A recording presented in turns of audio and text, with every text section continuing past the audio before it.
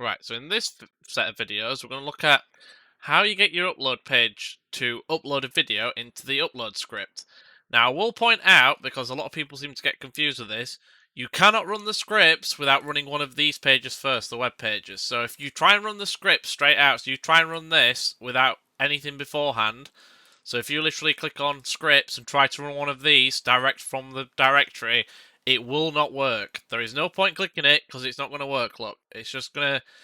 This one we've set up to take you back in, but obviously because I've clicked on it and there's no login for it. It's said blank equals blank and logged me in, even though that it's not supposed to. So even if I click like say video upload script, it's going to come up with all these errors. Or click on any other scripts, it's just not going to like it because you're not supposed to click scripts first. So make sure you click web pages first because there is absolutely no point otherwise.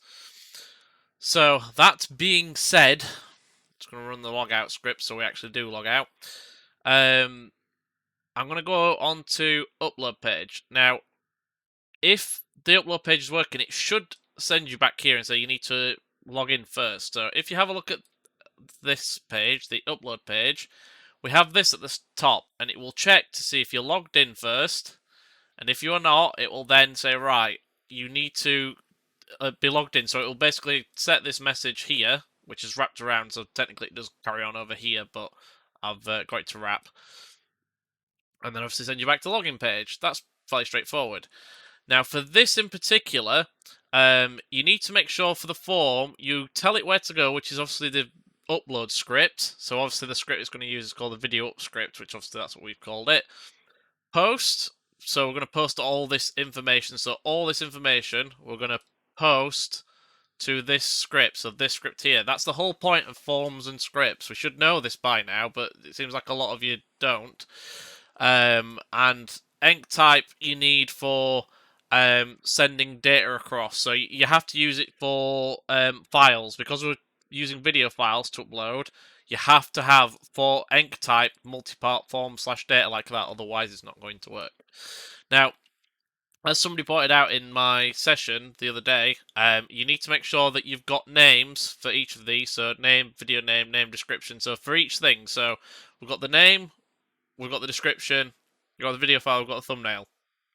Once you've got all of them, this page should be done. So what I'm going to do is I'm going to log in with someone I know exists.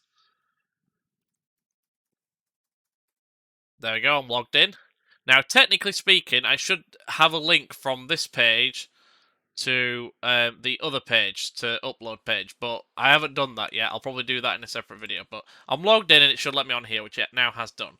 So we're able to type something in here, choose a file and choose a thumbnail. Now, for the video file, we will choose that video file that I've given you on the Classroom. So if we were to go on to Classroom and go onto your database unit and go on to classwork. So I have put the video for it here. So it says video for upload. I've actually put it in there so you can have it. So literally, you just click on classwork and you scroll down. And this section where it says P5 video series is where I will be putting all these videos from now on. So make sure you look here for the videos. And what I'm going to do, I'm going to put it at the bottom. So the video for upload is always at the bottom of these video series things. So this is the video we're going to upload. Now, before we do that, we need to check that these values are coming through. So I've made a video upload script in my scripts beforehand, and I started doing this. So basically all I've done is I've stolen this code off the top of the upload page. So basically this code here, and I've put it on the video upload script. So if you're not logged in, obviously you can't upload a video, so it will stop you from running the script in the first place. And then obviously the require once for the DB config and the session start. You always need this at the top of every single page, otherwise it's never going to work. Right. So what we've got is we've got the target directory. So this is where they're going to be stored. Now, when it says /videos, that means that it's going to put it in this videos folder here. Obviously, at the minute, there's nothing in it, but that's where we're going to tell the video to store. Same for the thumbnails. We're telling that the directory is in the images, because obviously we want it to be in the images. That's the whole point. And then we're fetching all this stuff through. So this here that I'm highlighting matches up with this on here. So these four, essentially. So video name, description, video file, thumbnail, vid name, description, video file, thumbnail. And the video file and thumbnail are slightly different. So instead of being posts, they're files. You name the file. So the name of the file on the other page, which obviously is the name here, vid file. And the reason you have the name on the end is so it knows to fetch it from that name. So it's looking for a name with the name vid file, essentially.